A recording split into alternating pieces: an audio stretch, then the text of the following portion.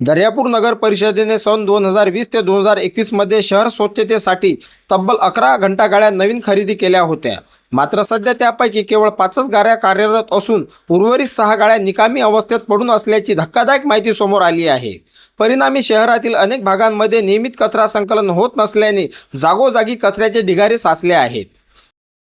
2020-21 मध्ये दर्यापूर नगर परिषदेने साधारण 11 घंट्या गाड्या खरेदी केल्या होत्या आणि आज 2027 मध्ये त्या घंट्या गाड्यांच्या मधून साधारण 5 ते 6 घंट्या गाड्या ह्या कार्यरत आहेत। बाकीच्या घंट्या गाड्या ह्या पूर्णपणे निकामी झालेल्या आहेत। नगर परिषद या गाडींच्या मेंटेनन्सवर हजारो लाखो रुपये खर्च करते, तरी सुद्धा ह्या घंट्या गाड्या कार्यरत का नाही आहे असा सुद्धा प्रश्न निर्माण होत आहे।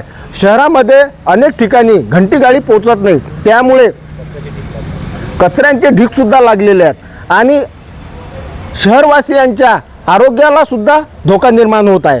आता नुकतंच काही आठवड्यामध्ये पावसाळ्याची सुद्धा सुरुवात होणार आहे, त्यामध्ये ह्या घंट्या गाड्या कार्यरत होणार आहेत का आणि जे शहराला दुर्गंधीपासून मुक्त करते जे घंटी गाडी, हे घंटी गाडी पुन्हा शहरामध्ये धावेल का हा सुद्धा एक प्रश्न निर्माण होतो। सह्याद्री माझा न्यूज करिता सूरज देशमुखसह सिलवंत राय बोलले।